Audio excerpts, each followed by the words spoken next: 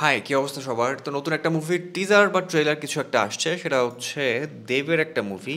মুভির নামটা সম্ভবত টেক্কা। খাদান টিজার আছে। খাদান টিজারের অলরেডি আমি রিয়াকশন দিয়ে দিছি। দেওয়ারার রিয়াকশন দিছি। টেক্কা, হ্যাঁ, দিস ওয়ান 21 ও আচ্ছা, 21 ঘন্টা আগে দিছে। আচ্ছা, গতকালকে দিছে। বিদ্রোহ আর প্রাণের ঝুঁকি, তাস তাসের দেশে প্রেমের উকি। ওকে, আচ্ছা, 1 মিনিট 22 সেকেন্ডের অফিসিয়াল টিজার। একটু বড় হয়ে গেল না? আচ্ছা, এনিওয়ে লেটস ওয়াচ। দেখা লাভ কি ভাই, মুভি তো আর দেখতে পারবো না, দেশে তো আর আসবে না। ওই আর কি, ইন্ডিয়া গিয়ে দেখা লাগবে। মুভি দেখার জন্য এখন আমাকে ইন্ডিয়া যাওয়া লাগবে। হ্যাঁ, অক্টোবরের 8।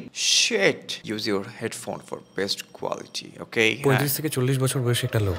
ও মুভির নাম কিন্তু টেক্কা। অ্যান্ড এই যে এই ডিজাইনটা যে করছে, ইউজ ইউর হেডফোনস, এখানেও লেখা আছে টেক্কার ডিজাইনটা। 35 থেকে 40 বছর বয়সী একটা লোক ওকে সেন্ট বেঞ্জামিন স্কুলের বাইরে থেকে একটা বাচ্চা মেয়েকে কিডন্যাপ করে।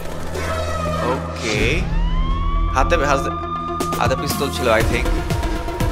মেকার্স অফ কবির, বাবুর হেভি দিমাগ। From the makers of Kabir Projapati, Bagha Jatin and প্রধান। ওকে, বাবুর হেভি দিমাগ। ও বেসিক্যালি ও একটু তার কাটা মাল। Police officer. তার কাটটা এক্ষুনি না বেরোলে মাথার খুলি করে দেবো। এই পৃথিবীর সবচেয়ে বড় Srijit Mukherjee, right? From the director of Baishe Srabon, Chotushkone, Zulfiqar, ভিঞ্চিতা। সবগুলো মুভি আমার দেখা। এই পৃথিবীর সবচেয়ে বড় অপরাধ কি জানেন ম্যাডাম? গরিব হয়ে জন্মানো। তোমরা আমাদের কথা ভাবো কোনদিন? স্বস্তিকা, আমরা ভূতের মতন তোমাদের চারপাশে ঘুরে বেড়াই, একটা মুখও মনে থাকে। ও এইবার থাকবে।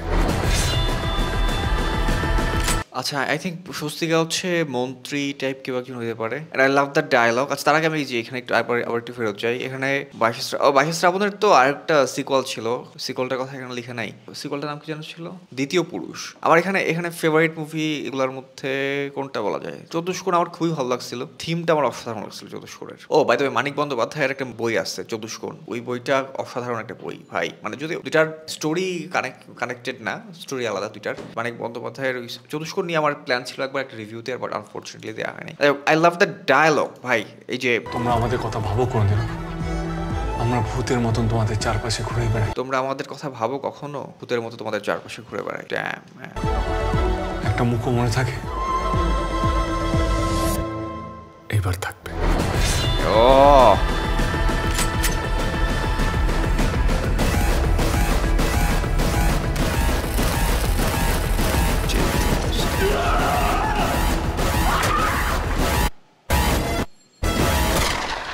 ভাই, এবার আমরা কি করবো? এরা full stop. Film by Srijit Mukherjee.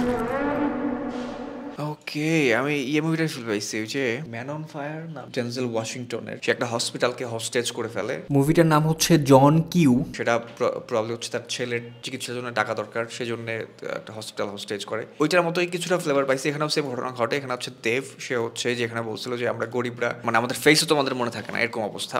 So সে একটা কিডন্যাপ করে, বাট আমি এক্স্যাক্টলি এখনো শিওর না যে কিডন্যাপের রিজনটা এক্স্যাক্টলি কি। দেখে বোঝা যাইতেছে যে সে ভালো মানুষ একসময় ছিল, এখনো আছে। এই কিডন্যাপটা করে কোনো একটা কিছু প্রুফ করতে চাইতেছে দেশবাসীর কাছে বা দুনিয়ার কাছে, কোনো একটা কিছু প্রুফ করতে চাইতেছে, সেটাই প্রুফ করবে। এখন এক্স্যাক্টলি স্টোরিটা কি সেটা হয়তো মুভি দেখলে তারপর বুঝতে পারবো। ম্যান, দেবের লুকটা যে নিছে, দেব একের পর এক চমক দেখাইতেছে। যে কদিন আগে খাদানের রিয়াকশন দিলাম। আর হচ্ছে এই মেয়েটা রুকুমিনি এম। সৃজিত মুখার্জির মুভিগুলোতে একটা প্যাটার্ন থাকে, যে এই টাইপের একটা প্যাটার্ন, যে হিরোগুলা হচ্ছে গ্রে ক্যারেক্টার এবং সে তার ভালো দিকও থাকে আবার খারাপ দিকও থাকে, এরকম থাকে একটা ক্যারেক্টার। আরেকটা ক্যারেক্টার থাকে এরকম পুলিশ অফিসার, তারপর হচ্ছে দুজনের ফেস টু ফেস। এই টাইপের একটা প্যাটার্ন থাকে সৃজিত মুখার্জির মুভিতে। সৃজিত মুখার্জির মুভিতে আমি সবচেয়ে বেশি যে ব্যাপারটা নিয়ে আশাবাদ থাকি সেটা হচ্ছে তার স্টোরি। তার মানে স্টোরি নিয়ে কোনো কম্প্রোমাইজ নাই, কোনো কথা নাই। স্টোরি ভালো হওয়ার চান্সেস খুবই হাই। যাই হোক, হোপ ফর দি বেস্ট। এখানে একজন কোট করছে যে এই পৃথিবীর সবচেয়ে বড় অপরাধ কি জানেন ম্যাডাম?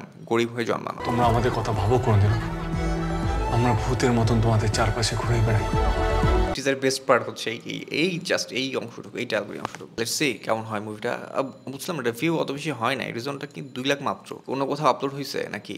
আমার খুব ইচ্ছা ছিল যে মুভিটা গিয়ে মানে ইন্ডিয়াতে গিয়ে দেখবো, বাট সিচুয়েশন ইন্ডিয়ার সাথে আমাদের খুব একটা ভালো যাচ্ছে না। কি হয় সামনে আই ডোন্ট নো। ও শেড, আরেকটা মুভি আসছে, বাংলাদেশে কোনো মুভি আসতেছে না ভাই। যাই হোক, ভ্যানমটা একটু আছে, এগুলো একটু দেখার ট্রাই করে। যাই হোক, ভালো থাকুন সবাই, বাই।